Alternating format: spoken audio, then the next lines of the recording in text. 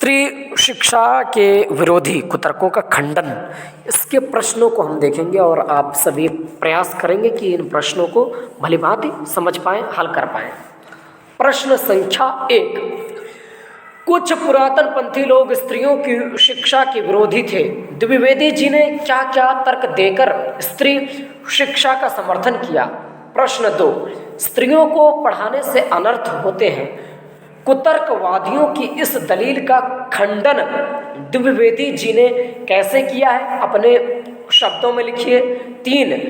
द्विवेदी जी ने स्त्री शिक्षा विरोधी कुतर्कों का खंडन करने के लिए व्यंग्य का सहारा लिया है, जैसे यह सब पापी पढ़ने का अपराध है, ना वे पढ़ती ना वे पूजनीय पुरुषों का मुकाबला करती।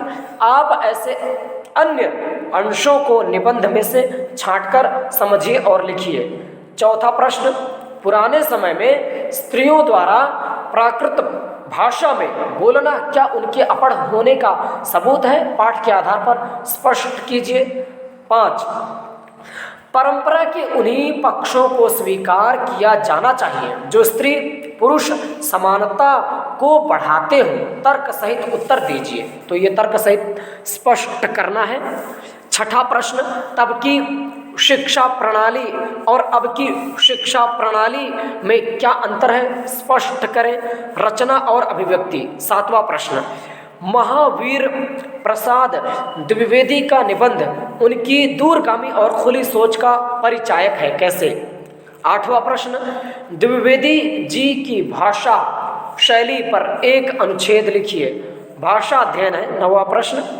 निम्नलिखित अनेकार्थी शब्दों को ऐसे वाक्यों में प्रयुक्त कीजिए जिनमें उनके एकाधिक अर्थ स्पष्ट हों। चाल, दल, पत्र, हरा, पर, फल, कुल। पाठ्येतर सक्रियता। पाठ्येतर सक्रियता क्या होनी चाहिए?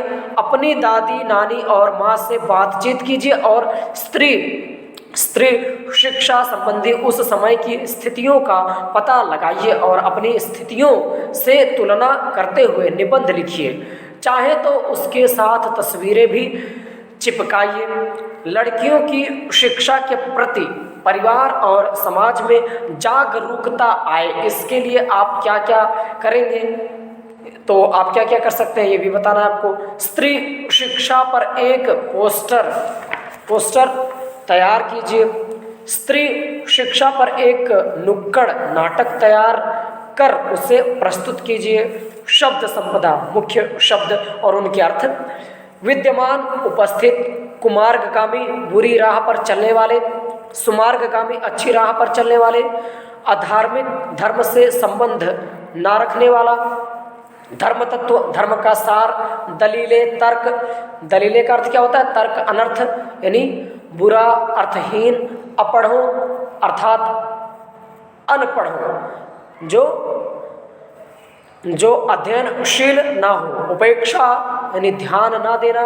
प्राकृत एक प्राचीन भाषा। वेदांतवादिनी, वेदांतवादिनी का अर्थ दांत दर्शन पर बोलने वाली। दर्शक ग्रंथ का अर्थ जानकारी देने वाली या दिखाने वाली पुस्तकें। तत्कालीन, इसका अर्थ है उस समय का। तर्क शास्त्रज्ञता अर्थात तर्क शास्त्र को जानना। न्यायशीलता, अन्याय के अनुसार आचरण। देखो, न्यायशीलता का अर्थ क्या है? अन्याय के अनुसार आचरण करने वालों का विरोध करना, यानी न्यायशीलता का अर्थ क्या हो जाएगा? न्याय के अनुसार आचरण करना। कुतर्क यानी अनुचित तर्क। और उसके बाद है खंडन का अर्थ क्या है? दूसरे के मत का युक्तिपूर्वक निर्णय करते हुए उनको निराकरण प्रदान करना। प्रगल्भ का अर्थ होता है प्रतिभावान। नामोल्लेख यानी नाम का उल्लेख करना, इसका अर्थ होता है। उसके बाद है आदृत का अर्थ होता है आदर या सम्मान पाया, सम्मानित। विज्ञ, समझदार, विद्वान। विज्ञ का अर्थ क्या होता है? समझदार या विद्वान। ब्रह्मवादी, वेद पढ़ाने वाला।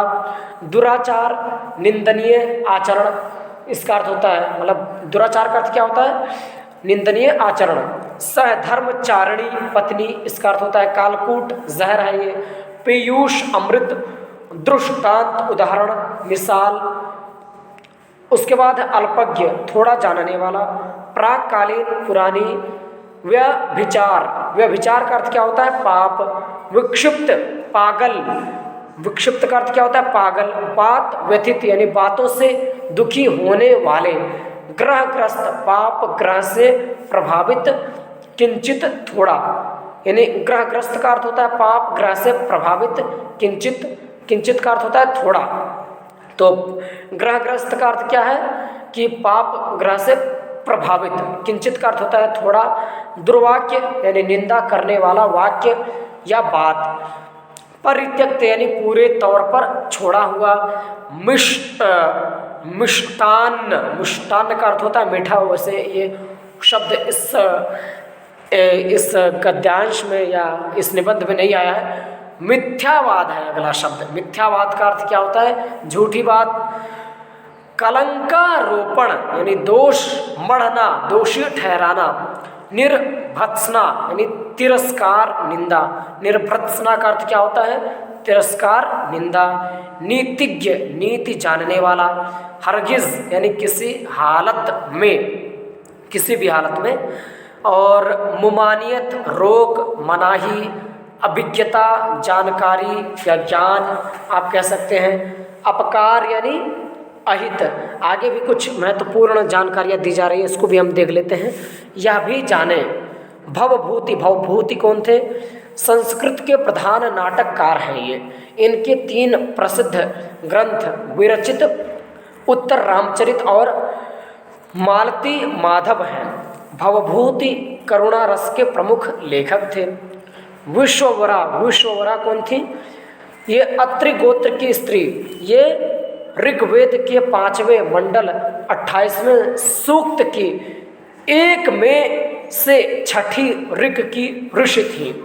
शीला, शीला कौन थी ये शीला कौरिडन्य मुनि की पत्नी का नाम। शीला कौरिडन्य मुनि की पत्नी का नाम है ये।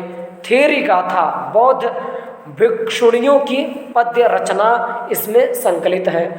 अनुसूया, अनुसूया कौन थी अत्रि मुनि की पत्नी और दक्ष प्रजापति की कन्या।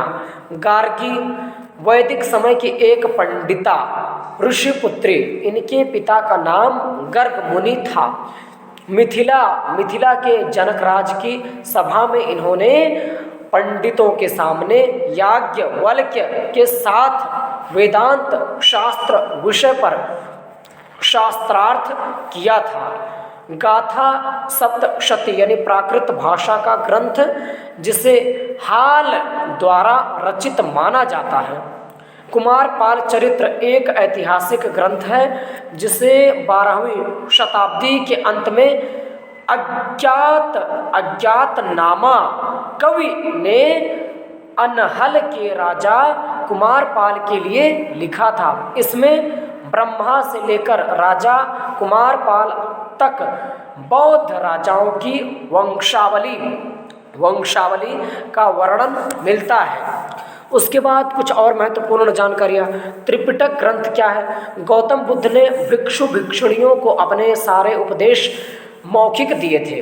उन उपदेशों को उनके शिष्यों ने कंठस्थ कर लिया था और बाद में उन्हें त्रिपिटक के रूप में लेखबद्ध किया गया।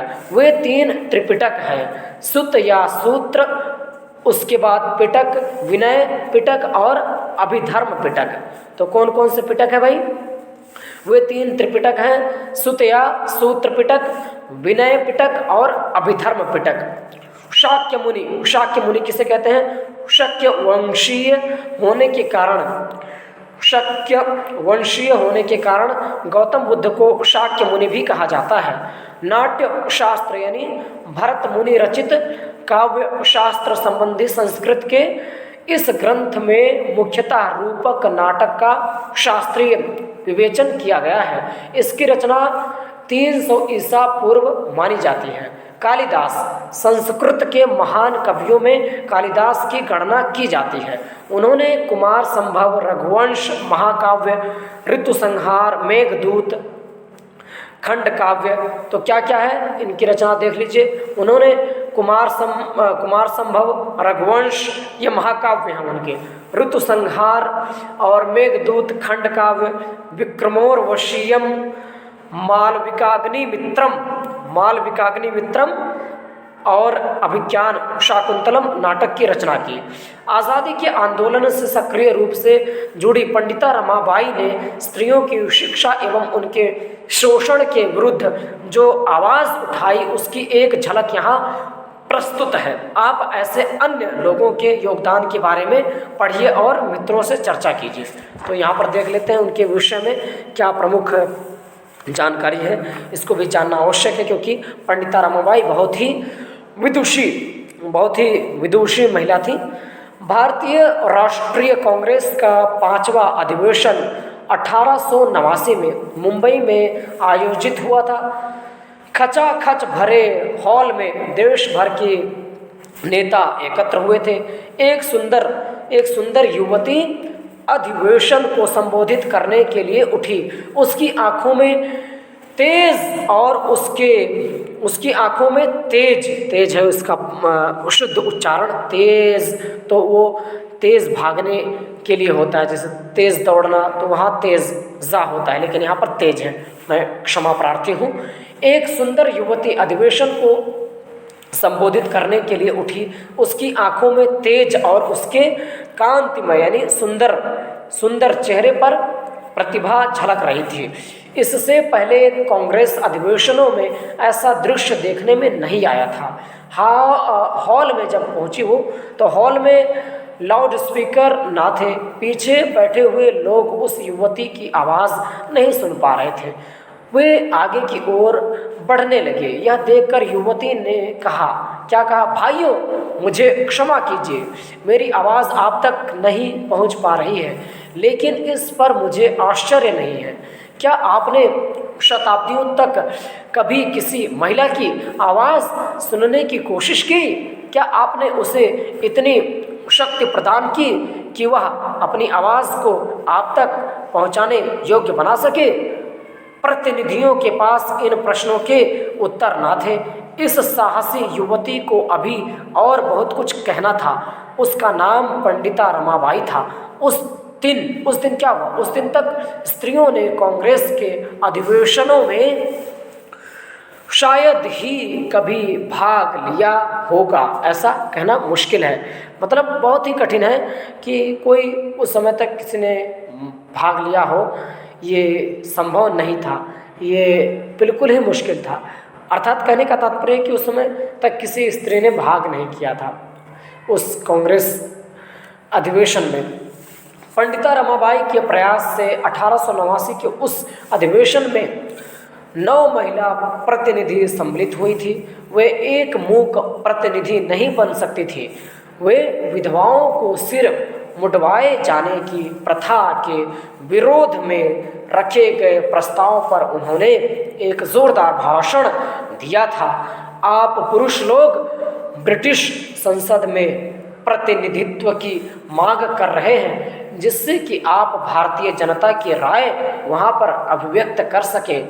इस पंडाल में अभिव्यक्ति की स्वतंत्रता के लिए चीख चिल्ला रहे हैं, तब आप अपने परिवारों में वैसे ही स्वतंत्रता महिलाओं को क्यों नहीं देते? आप किसी महिला को उसके विधवा होते ही कुरूप और दूसरों पर निर्भर होने के लिए क्यों विवश करते हैं? क्या